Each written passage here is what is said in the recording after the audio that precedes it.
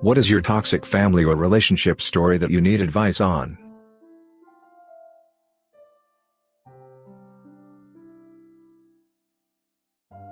My sister demanded our parents coerce me to sell my home to them for her to live in without me. She is almost 40 years old. I wish I were making this up. My sister has always been extremely selfish and entitled and probably has narcissistic personality disorder, since she appears to legitimately believe no one loves her unless they're doing outrageous things for her. She did live in my house for about a year before I kicked her out for many reasons. She's literally convinced herself that she will die in any other home. My parents did say no to her demands on my home, thank heavens. I mean, the house is mine. They can't force me to sell it since I'm independent and they have no claim to my home, but I'm glad they're not throwing our relationship under the bus according to her whims as they've done in the past. My sister is now furious with all of us and asked us not to contact her until she's treated like family again. Easy enough. I had zero plans of interacting with her again in any capacity. I can't even with her expectations. It's just too absurd, and I'm slightly terrified my parents will eventually cave and start harassing me to sell them my home for her sake. I have a really good relationship with them where she's not concerned, but it's a nightmare when she gets involved. Anyway, just venting and getting it off my chest. Update. TLDR, just enjoyed a lovely drama-free Thanksgiving with my parents, who did a great job respecting my autonomy. Sister is still crazy. So, things had been pretty tense with my parents since I evicted my sister. They had caved to so many demands over the years, I didn't quite trust they wouldn't bully me into bending over backwards for my sister when my sister pushed, and she always pushes. Well, my sister pushed, and my parents stood their ground. And she pushed some more, and they still stood their ground. And at some point, my dad did ask me a favor regarding her. He asked me if I might consider doing a repair or other work that would make my home unlivable for my sister so that she would give up on the idea because they were sick of paying for her expensive hotel rooms. I pointed out that, at this point, I could probably fill my house with cancer and she would still demand it. Dad agreed, and we dropped the conversation. So, long story short, my parents are not caving to her demands for my home in the slightest. They are still enabling her in ways that don't directly impact me, which is not ideal, but it's also not my business, so whatever. They don't tell me how to parent my kids. I won't tell them how to parent their almost 40-year-old daughter. Somewhere in all this, I had a conversation with my parents explaining that I would not tolerate future harassment for my sister's sake. They agreed to this full-heartedly. They came up for Thanksgiving and got a hotel room. They split their time between us and my sister. All conversation was healthy in nature with us, and no attempts were made to reconcile me and my sister or have us spend time together or anything. It was really nice. My parents also commented several times that they approved of the distance between us. They finally recognized the sister relationship was unhealthy for us, and they acknowledged my family looked a lot healthier without my sister in our life. Furthermore, my parents acknowledged that my sister was very irrational and needed help with her mental health. So yay, awesome outcome for our relationships. Still crossing fingers they'll set more boundaries for themselves with my sister. But I'm beyond relieved I get to keep my relationship with my parents without suffering from my sister's unreasonable expectations.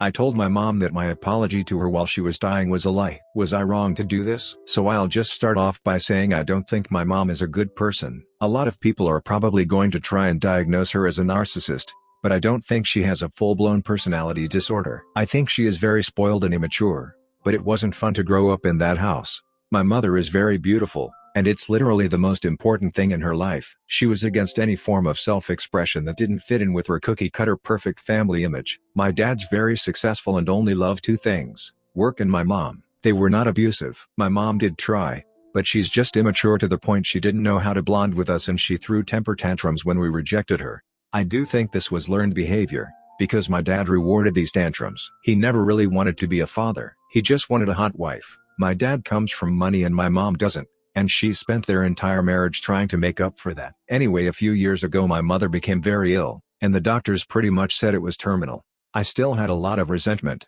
but it was heartbreaking to see her like that. Also, overall I don't think my father is a good man, but he put his life on hold to care for her. He loved her when she weighed 90 pounds, and her hair was falling out in clumps, so I guess he proved that she was more than his trophy wife. I apologized for everything, including things she was entirely in the wrong for. She didn't say much, but she was in a lot of pain and wanted off medication, and I didn't expect anything from her. Well, my mom survived it. She's still in remission, but she has her health back and her looks, and she is the same person she always was. The thing is, I didn't really mean my apologies. I was trying to comfort a dying woman. But my mom has taken it as a pass to be completely horrible again. I went to my parents' house the other night for my nephew's first birthday and my mother was just unbearable. She was making her typical comments about why I don't have a boyfriend, and how if I was more feminine and learned how to please a man.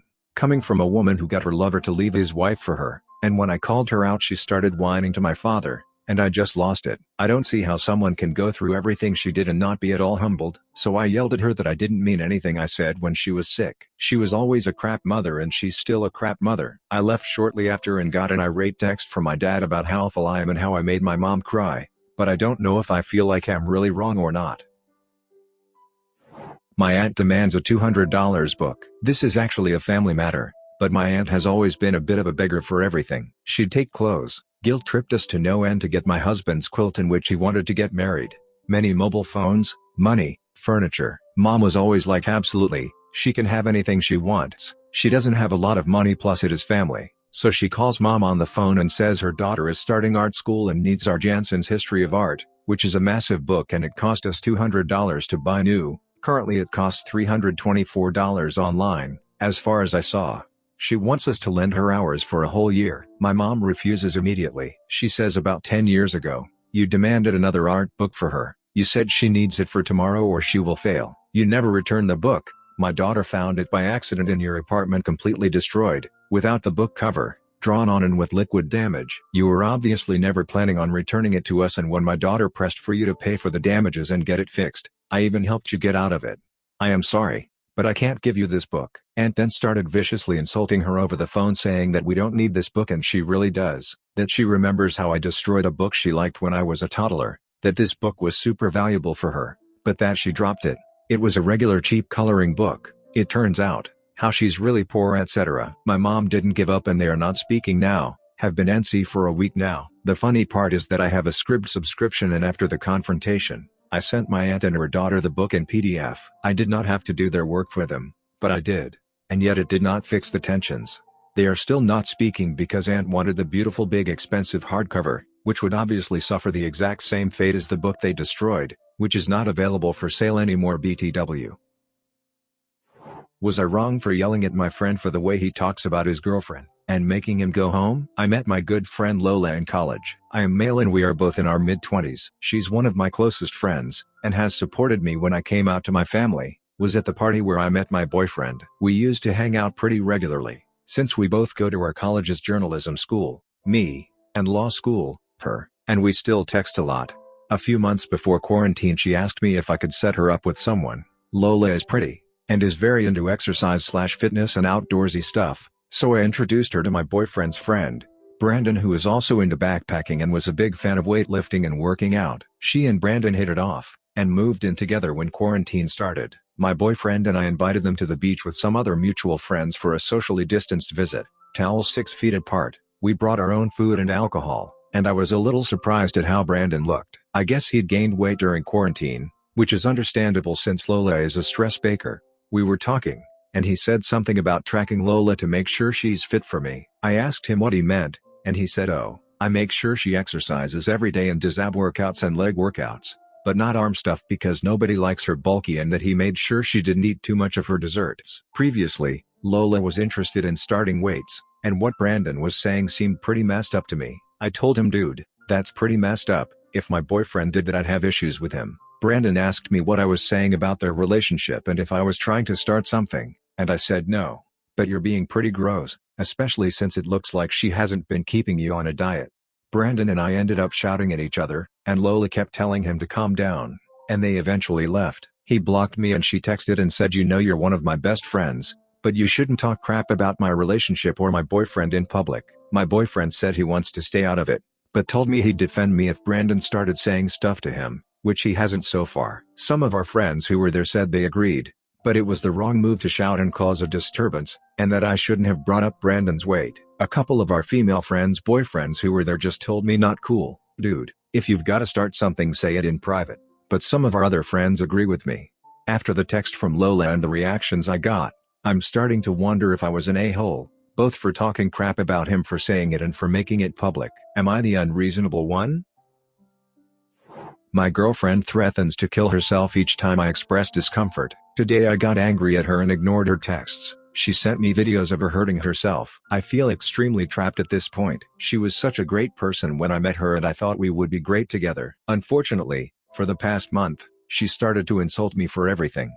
For example, I could not hear a line of what she said over FaceTime because of internet issues, and she flipped saying I don't pay attention to her. Proceeded to call me names or whatnot. Usually, I just took and it moved on. However, today I just snapped and told her to leave me alone. So I proceeded to put my phone on Do Not Disturb and I check my messages 45 minutes later to find 30 plus messages that are a mix of anger, sadness. I just ignore it because I really did not feel like it. Then she tells me she's bleeding into the sink and proceeds to send me a video of her doing so. I honestly think I'm traumatized from those videos. I can't seem to get them out of my head and I feel responsible for them. I texted her father, however it was late so he's asleep.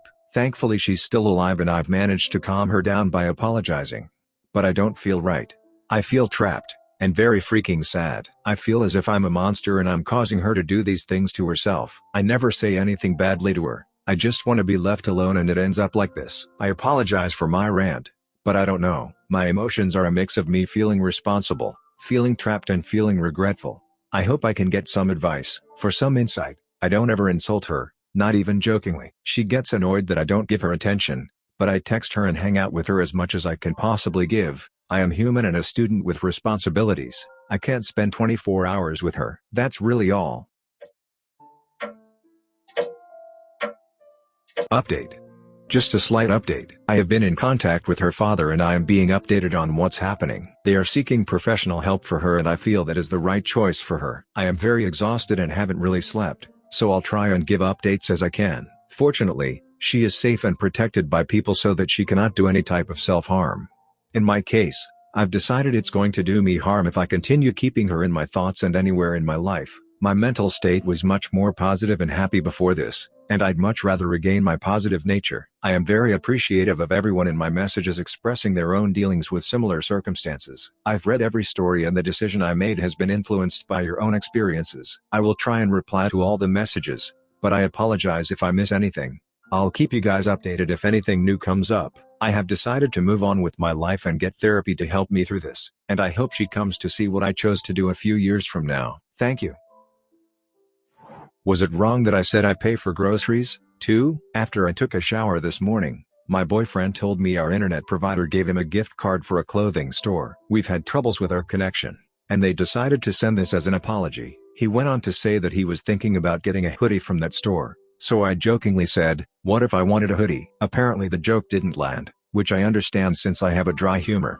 He then said that since he was the one paying for the internet connection, he is the one that has the right to use the gift card. We live together and share all expenses. He pays for the internet and electricity, but I pay for groceries and hygiene products, etc. I replied with, "So, I pay for groceries all the time. What has that to do with anything?" I don't know why, but he got extremely mad at this, and told me my behavior is absolutely disgusting and I'm selfish.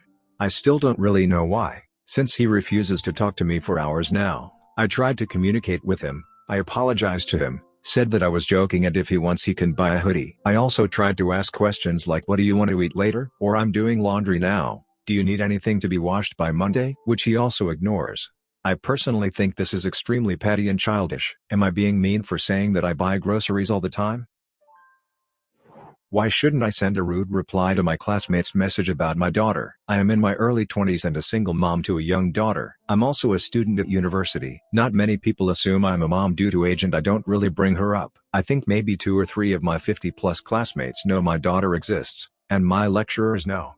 It's not like I go out of my way to hide her. I have pictures of me and her as the background on all my devices, and if I get asked about kids I won't shut up about her. It's just that I don't make a habit of bringing her up in conversation, especially at university where the topic of interest generally is the syllabus, not my family. I also make a point of keeping her off the internet and my social media specifically because I value that privacy. Anyway, I was on a Zoom call with my tutor group on Friday. A bit into the call my daughter comes in asking for help with something. I ask them to give me a minute, which they're fine with, and go help her, and on returning they ask if that was my sister or niece or something.